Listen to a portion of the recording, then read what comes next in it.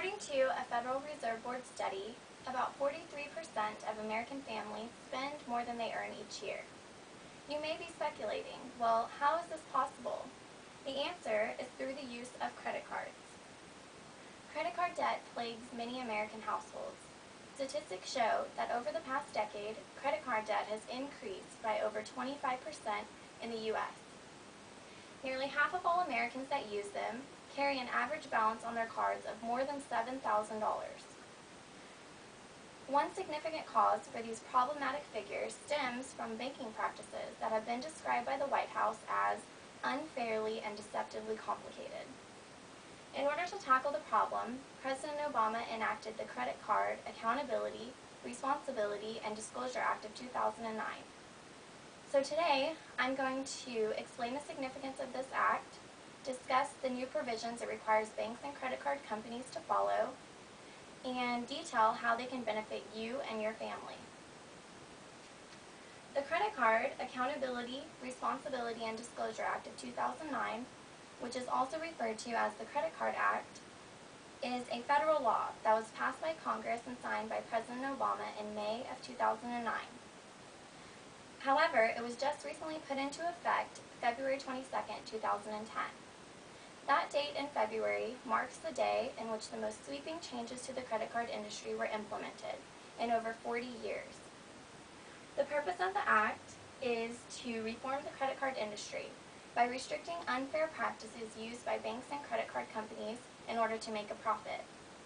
The new law shields consumers from a variety of different issues regarding interest rates, fees, bill payments, and term modifications, and other measures that can be used to cause individuals to inevitably default on payments.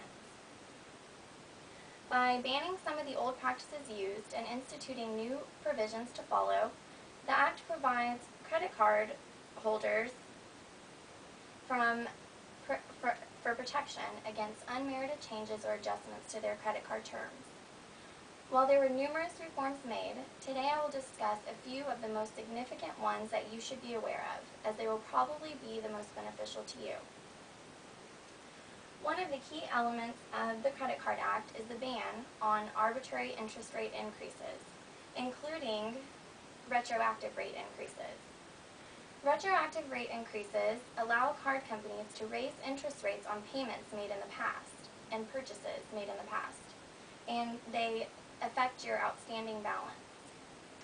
Under the new law, these interest rate hikes are not allowed on existing balances, except under limited conditions, such as when your promotional rate ends, or if you're on a variable rate plan, or if you are more than 60 days late in making a monthly payment.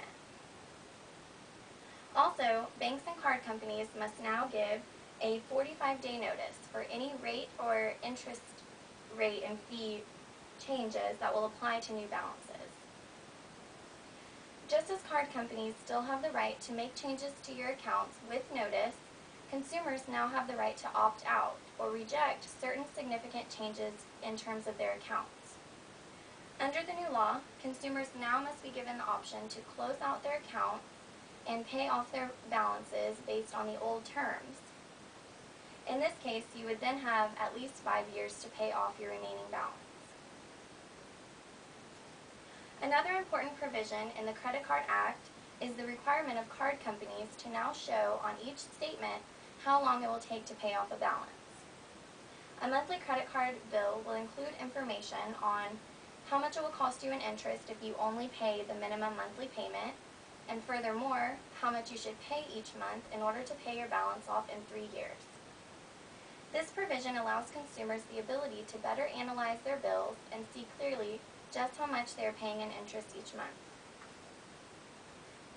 Many credit card users have accounts with different interest rates for different types of purchases.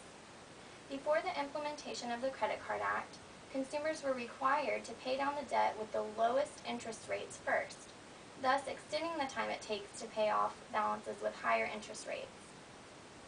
However, one significant provision of the new Credit Card Act provides that any monthly payment that exceeds the minimum amount due will be applied to balances with the highest interest rate. This provides relief to credit card holders in helping them avoid building debt with elevated levels of interest, which can help them pay down their debt much faster. There are many other important reforms that the Credit Card Act has made into effect, and these include protections for young consumers, clearer due dates and times for monthly payments, and also restrictions on over-the-limit transactions.